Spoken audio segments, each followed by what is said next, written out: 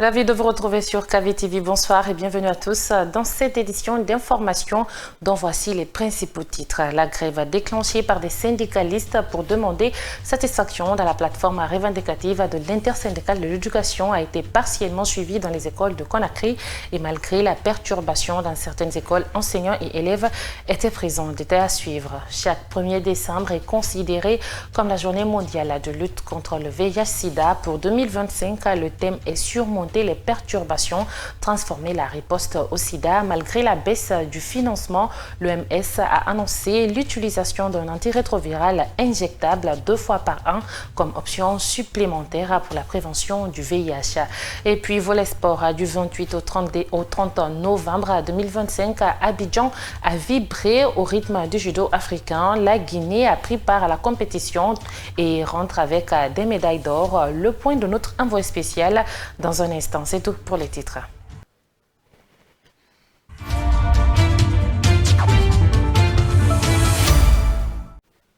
Encore une fois, bonsoir et bienvenue à tous. La grève déclenchée par le SNE et une partie de la FSPE pour demander satisfaction de la plateforme revendicative de l'intersyndicale de l'éducation est partiellement suivie dans les écoles à Conakry. Si les cours ont été effectifs dans certains établissements, d'autres ont connu des perturbations, même si des enseignants et élèves ont marqué leur présence. Moussa Kamara et Ansou Baïlo-Balde.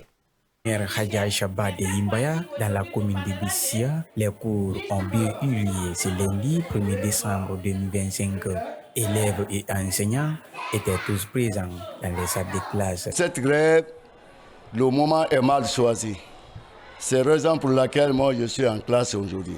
Mais ce que je voulais vous dire, les syndicats d'arrêter les grèves, parce que bientôt l'examen. Nous aussi, l'année à venir, on veut porter Kachi. Syndicaliste et responsable de la FSPE, Salifou Kamara, secrétaire général de cette structure syndicale, trouve inopportune la grève déclenchée par ses camarades syndicalistes. Donc quand les couloirs de négociation sont largement favorables et que les négociations continuent à une période sensible, je pense que c'est un moment de bien réfléchir et de prendre les très bonnes décisions. Au lycée Léopold Sédar Senghor de Yimbaya, dans la commune de Matoto, les cours ont partiellement eu lieu. Selon le proviseur qui a parlé hors caméra, sur les 16 enseignants programmés, 10 ont répondu présents. Dans une classe, nous avons trouvé des élèves en train de faire des exercices pour éviter le vide à l'absence de leur professeur.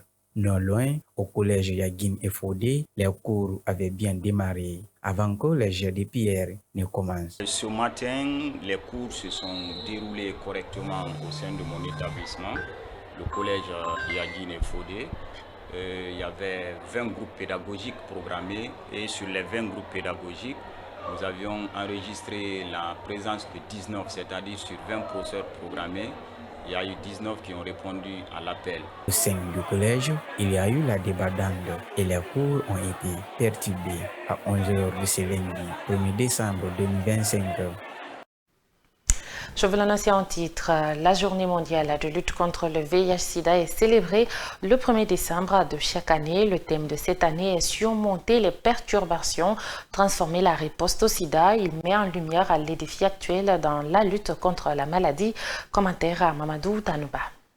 La journée mondiale de lutte contre le sida a été instaurée en 1988 par l'Organisation mondiale de la santé, OMS, et est célébrée chaque année le 1er décembre. Elle vise à sensibiliser le public aux enjeux liés au VIH-Sida, à encourager le dépistage et à lutter contre la stigmatisation des personnes vivant avec le VIH. Cette journée est cruciale pour rappeler l'importance de la solidarité envers les personnes vivant avec le VIH et pour faire le point sur les avancées scientifiques et les défis persistants dans la lutte contre l'épidémie. Elle mobilise les gouvernements, les organisations de santé et la société civile pour agir ensemble contre le VIH-Sida. Le VIH demeure un problème majeur de santé publique à l'échelle mondiale qui a causé la mort de quelques 44,1 1 million de personnes à ce jour.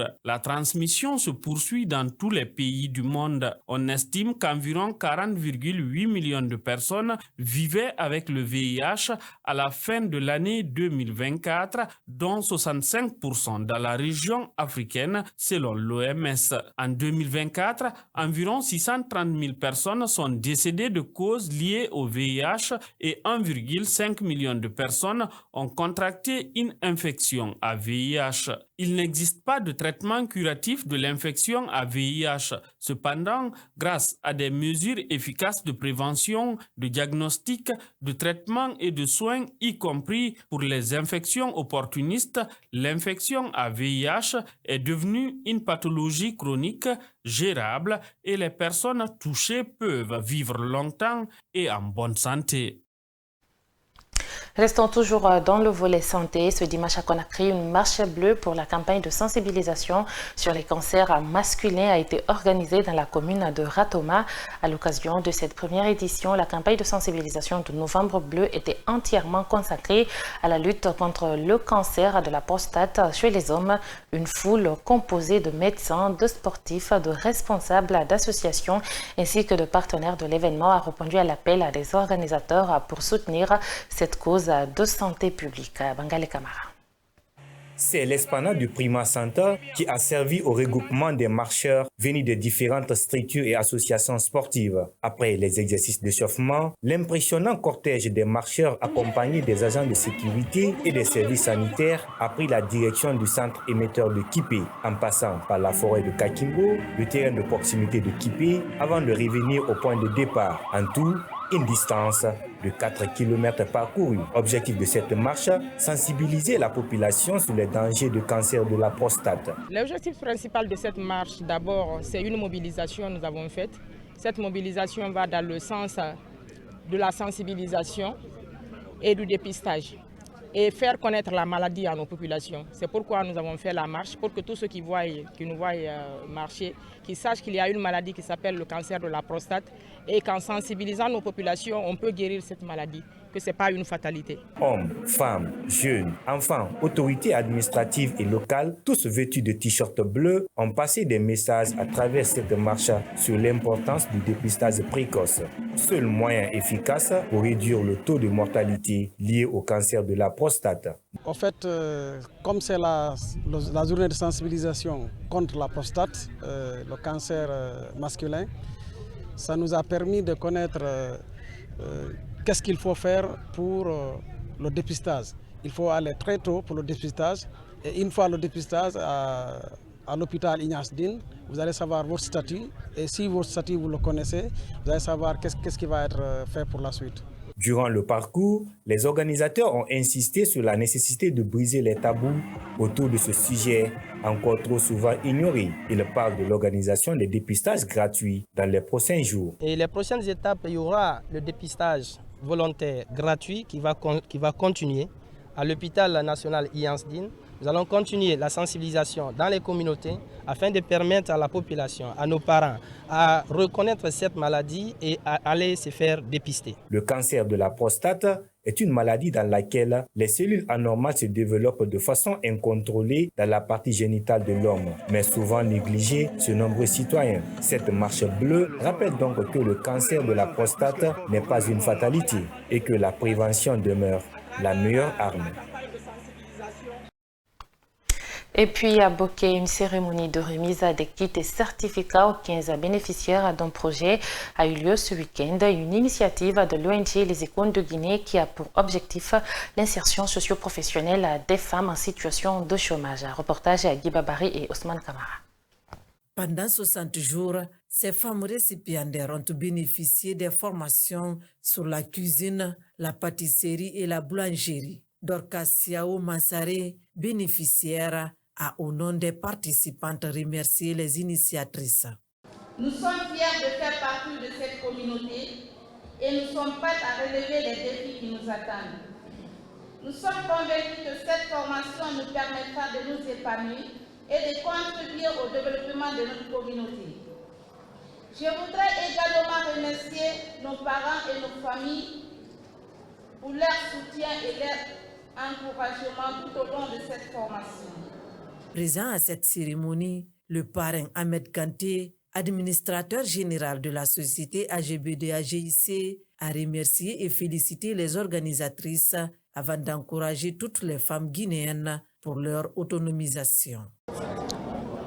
Ce sont des sentiments de satisfaction personnelle, mais également et surtout un sentiment de reconnaissance vis-à-vis de l'ONG Icône de Guinée qui vient de marquer un gros coup, qui a parcouru l'ensemble du processus permettant d'autonomiser les femmes. Leur identification, leur formation, leur équipement et finalement avec notre petite contribution, la mise à leur disposition d'un petit fonds de roulement. Ces femmes sont ainsi prêtes pour pouvoir aborder une vie qui va nettement transformer le bien-être au sein de leur famille et au sein de leur communauté. En tout cas, c'est un très bel exemple et nous pensons que si d'autres ONG prenaient cet exemple, il est certain que dans notre pays, on peut vraiment espérer. Cette rencontre a pris fin par la remise des matériels aux femmes bénéficiaires de la région de Boki.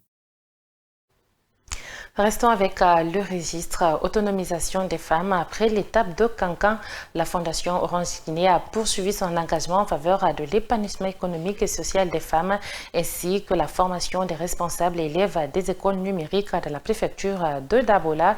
Dans la sous-préfecture de Kankama, la délégation a procédé à la remise des coups de pouce financiers aux femmes entrepreneurs avant d'achever sa mission d'inspection dans des écoles numériques de Dabola. Suleiman Tatabangoura, compte rendu.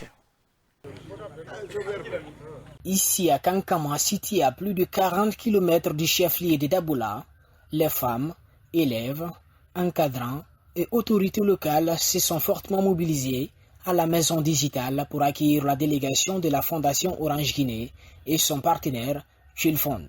Au cœur de la rencontre, évaluer les avancées des activités menées. Profitant de l'occasion, la Fondation Orange Guinée a procédé à la remise de coups de pouce financiers destinés à renforcer l'autonomisation économique et sociale des femmes. Très ému, Djalamba Diallo, bénéficiaire, a exprimé sa gratitude envers la Fondation Orange, promettant que cet appui servira à soutenir leurs familles à travers leurs projets d'entrepreneuriat. Nous sommes vraiment reconnaissants envers la Fondation Orange Guinée et Chilfond. L'argent que nous avons reçu sera utilisé pour le développement de nos activités, prendre en charge nos familles et contribuer au bien-être de la communauté. J'avais des inquiétudes concernant l'accès au financement, mais aujourd'hui, nous sommes rassurés. Merci beaucoup. Des élèves bénéficiaires de la formation numérique, dont Hawa Diallo de Dabola et Ousmane Savané de Kankama, ont également salué l'initiative, soulignant l'impact positif de ces formations sur leur avenir. Depuis que nous avons eu cette tablette, on a compris beaucoup de choses et ça nous aide encore de comprendre des choses. On peut rentrer dedans, les manipuler, faire des histoires, sciences et on comprend bien. Et on vous demande encore de remonter notre tablette pour qu'on puisse travailler sur cette tablette.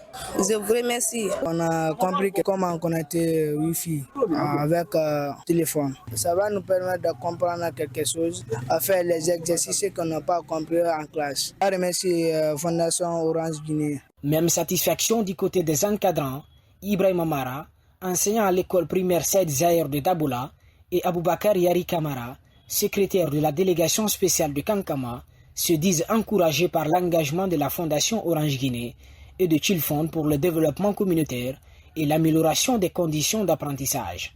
Depuis l'arrivée de la Fondation Orange Guinée au sein de notre école, les élèves, le niveau des élèves commence à s'améliorer.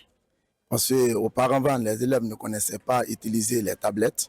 Mais au jour d'aujourd'hui, il y a un bon nombre d'élèves qui peuvent maintenant l'utiliser. Nous sommes satisfaits vraiment de tous les efforts de la Fondation Orange à travers Chilfond, qui est son partenaire de terrain.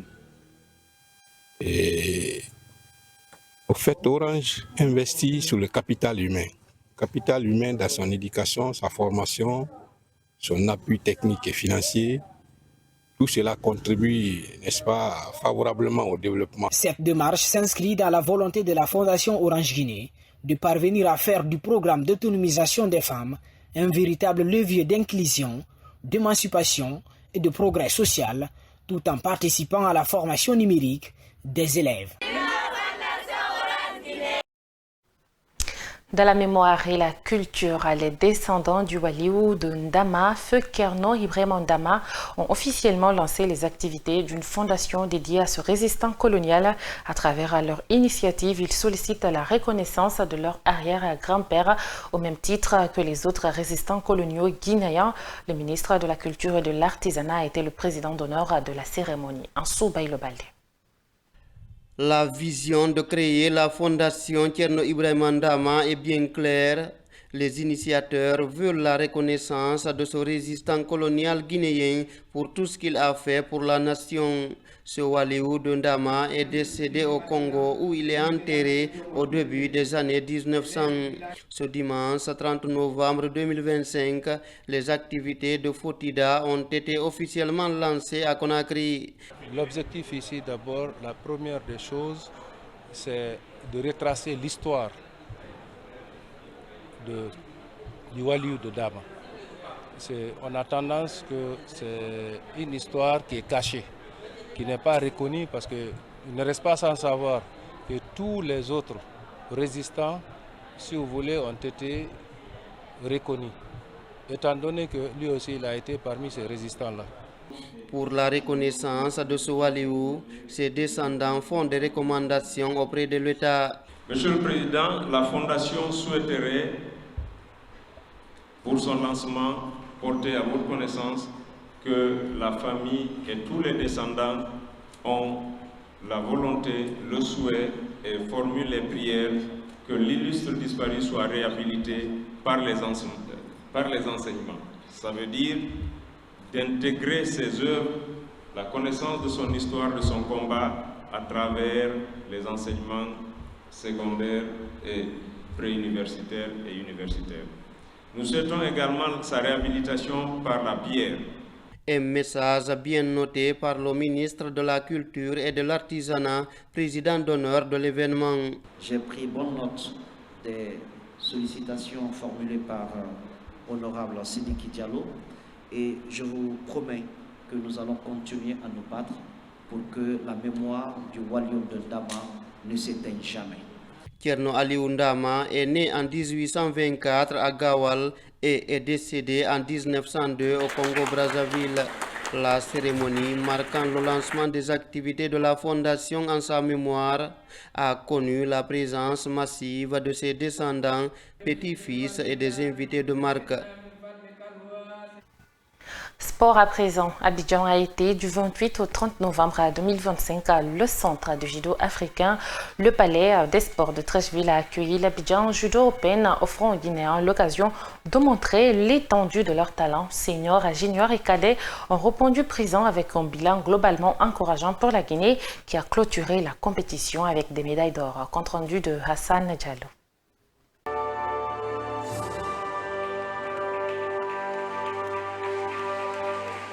Dans cette catégorie dédiée aux seniors, Tandou Diallo a dominé la concurrence en récoltant l'or en moins 100 kg. Ça fait plaisir, hein. Je vais accompagner les autres médailles. On vient clôturer cette belle journée avec une médaille en or. C'est bien. C'est pour la Guinée tout ça. Ça fait du bien. C'est bien pour le pays. Ça fait avancer le projet. Et on attend les belles choses qui arrivent, quoi. Les judokas totalisent donc 4 médailles d'or, une médaille d'argent et une médaille de bronze et complètent le podium avec une brillante aventure à Abidjan. Ce succès vient confirmer l'excellente prestation des athlètes guinéens dans cette compétition. Et moi, je suis très fier en tant que Sénégalais, mais Guinéen également. Là, aujourd'hui où je vous parle, je suis sénégalo-guinéen. Parce que le président Balipeli m'a donné l'occasion de m'exprimer. Et je suis fier. Et tout ça, on le voit sur le tatami avec les médailles que les gosses ont depuis Yaoundé et jusqu'ici. Plusieurs athlètes guinéens se sont distingués par leur bravoure et leur talent décrochant les précieux sésames en or. L'une des figures de proue est sans conteste Aminata Souma, vainqueur de la médaille d'or dans la catégorie des moins 52 kg avec les juniors et cadettes.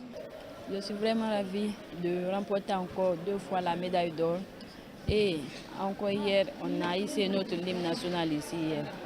J'étais fière de moi et de mon pays. Ce n'est pas les mêmes ambitions, je vise loin.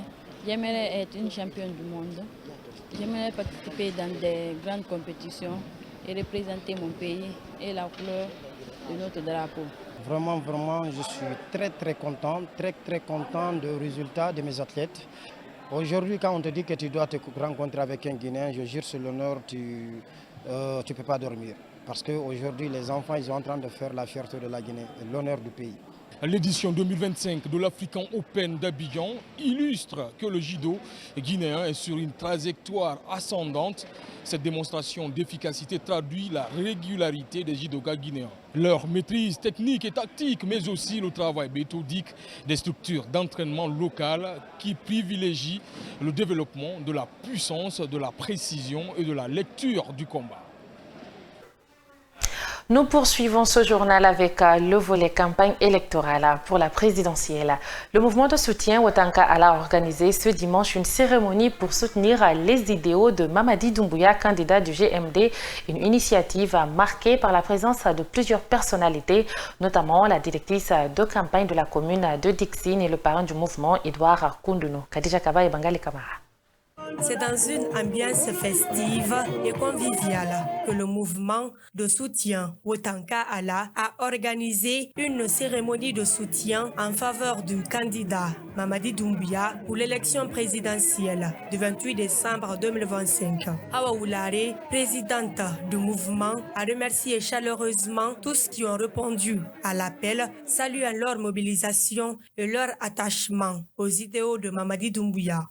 Jibo na kile kalenteya namma Mamadi Doumbouya kalenteya ma mota ntan personnellement nga politicien mara mais Mamadi Doumbouya kalenteya ma ara femme moment naturellement mona moment la mo fando mon sera la Guinée be comme contribution moji mouvement na kile renanama mona ramato président Mamadi Doumbouya faki ma wona na ka fena ala na nyira jikili mini renanan kui on a ramassé Wotanka Allah.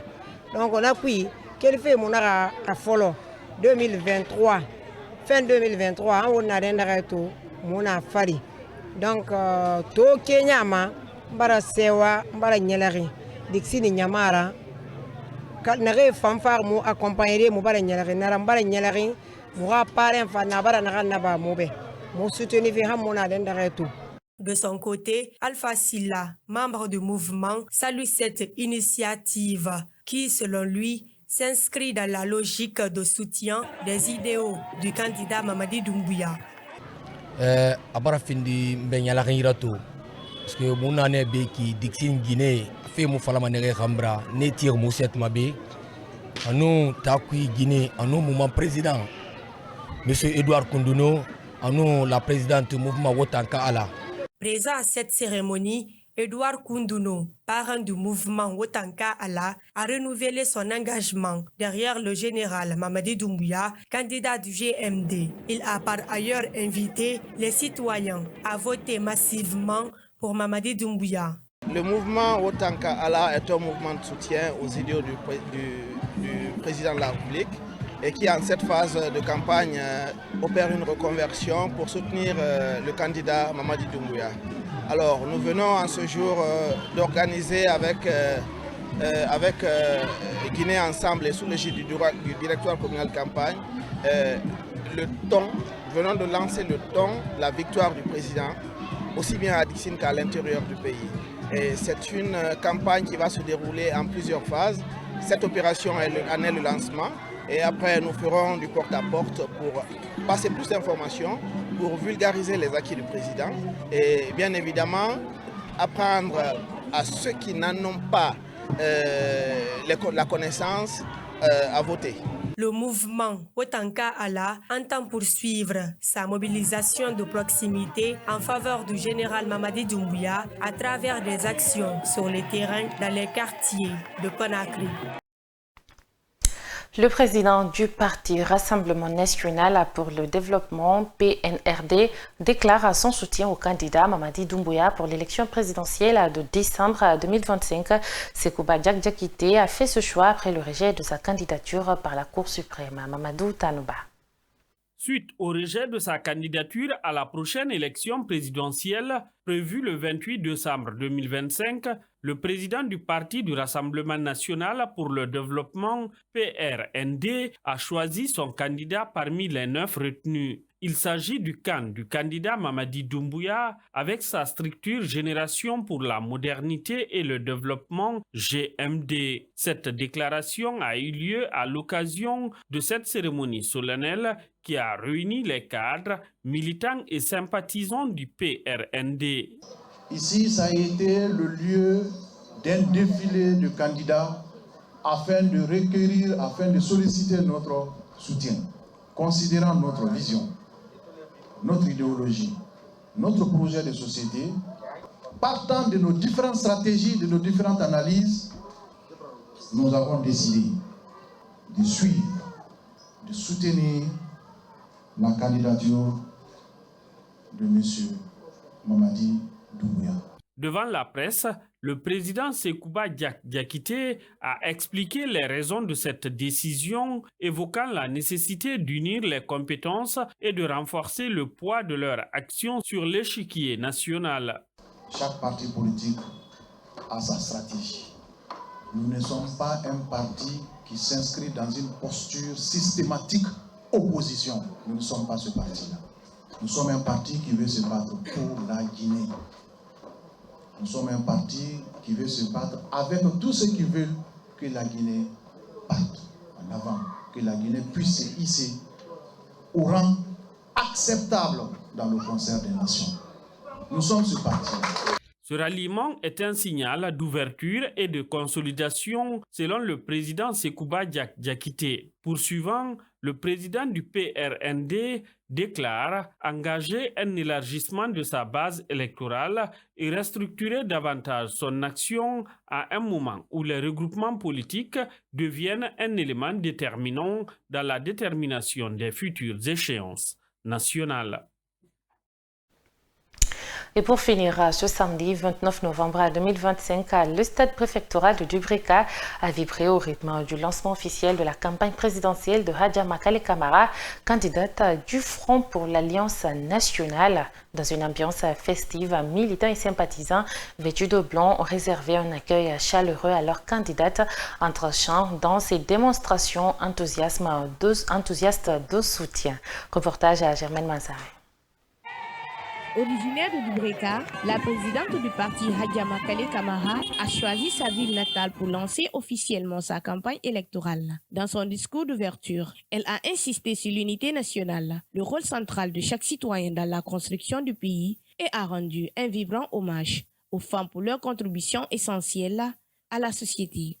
Je suis donc là ce soir avec ma grande famille réunie pour vous dire combien j'aime être ici et maintenant. Pour vous dire combien j'aime et que j'aimerais poursuivre cette route, cette lutte, ce combat avec vous, le combat pour la Guinée, le combat pour les Guinéens. Je suis là parce que j'ai été là et que je serai là. Je suis là parce que je me sens à ma place. Je suis là pour que Dubrika se tienne avec moi. Je conduis donc cette campagne pour aider les femmes à se tenir, pour dire aux femmes d'oser lever la main pour candidater. Les femmes doivent oser le pouvoir. Sans le pouvoir, nous serons toujours derrière. Il faut que les femmes acceptent de prendre des responsabilités. Le fédéral du parti à Dubrika a pris la parole à son tour pour rappeler la vision du Front et souligner l'importance d'accompagner Hadja Makale Camara dans cette nouvelle étape politique. Hadja Makale Camara incarne cette promesse, son engagement pour la justice sociale, son combat pour les droits de chaque citoyen et sa vision d'une Guinée unie et prospère font d'elle la leader dont nous avons besoin en ce moment crucial.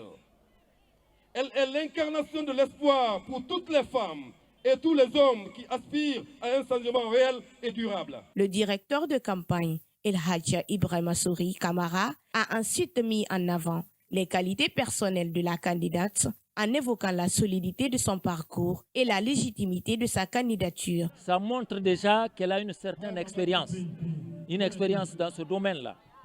Et l'expérience dans ce domaine fait qu'il y a une réalité qu'elle peut aujourd'hui traduire en faits concrets. Et cette réalité, c'est celle de dire que la Guinée a besoin des femmes aujourd'hui, que la Guinée a besoin des responsables qui sont en mesure d'apporter un changement crucial à la vie politique, économique de notre pays. Et cette dame, elle en est capable. La cérémonie s'est clôturée dans une atmosphère de forte mobilisation, marquée par un appel général à l'unité, au rassemblement et à l'engagement de tous pour un avenir plus prospère, plus pacifique pour la Guinée.